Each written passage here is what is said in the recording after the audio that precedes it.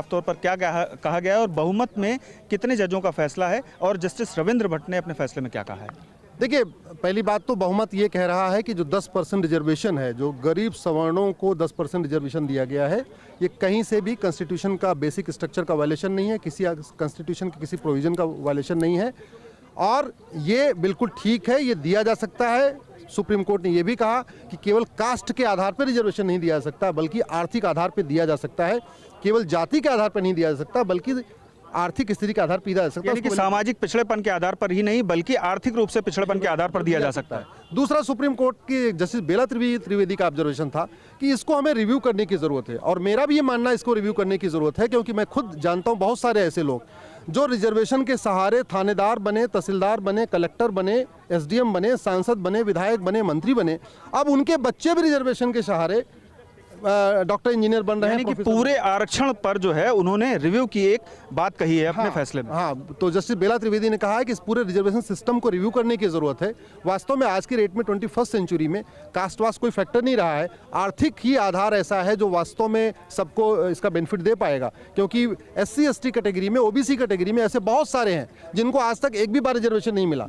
और वहीं SC category, ST category में बहुत सारे ऐसे लोग हैं जिनके पिछले 3 पीढ़ियों को रिजर्वेशन मिल रहा है। आप दिल्ली के एक सांसद हैं, वो पहले IAS ऑफिसर बने, रिजर्वेशन सहारे, रिजर्वेशन से IAS बने, उनका बच्चा रिजर्वेशन के सहारे वो कलेक्टर बनने वाला है। तो ये मुझे ये बताइए, जस्टिस रविंद्र भट्ट ने अपने फैसले में क्या कहा है और चूंकि उन्होंने अलग फैसला दिया है, बिल्कुल उसमें क्या आधार रखे गए हैं? अगर आपको कुछ उनका भी यही कहना है कि ये रिजर्वेशन सिस्टम जो है इसको फिर से रिव्यू करने की जरूरत है और 75 ईयर्स हो चुके, आखिर ये कब तक चलेगा?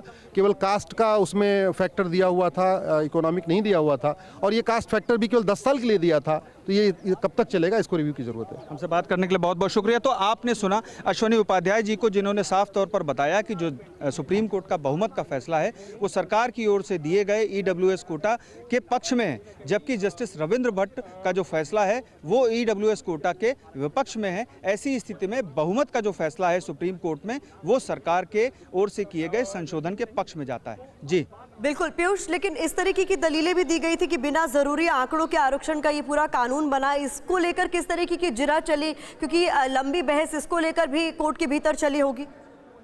आरक्षण के बारे में 4:1 का जजमेंट आया है फेवर में। जी बिल्कुल, देखिए साफ तौर पर याचिकाओं में कहा गया था कि जो सुप्रीम कोर्ट के पूर्व में फैसले हैं, यानी कि जो 1992 में सुप्रीम कोर्ट ने इंदिरा साहनी मामले में फैसला दिया था, जिसमें यह तय किया गया था कि जो सीमा है आरक्षण की वो 50% ही होनी चाहिए। उसमें भी साफ तौर पर कहा गया था कि जब किसी जाति, बेसिकली सामाजिक आधार पर किसी को पिछड़ेपन के आधार पर जब दिया जाता है आरक्षण, तो उसमें ये स्पष्ट होना जरूरी है कि उसके आंकड़े क्या हैं।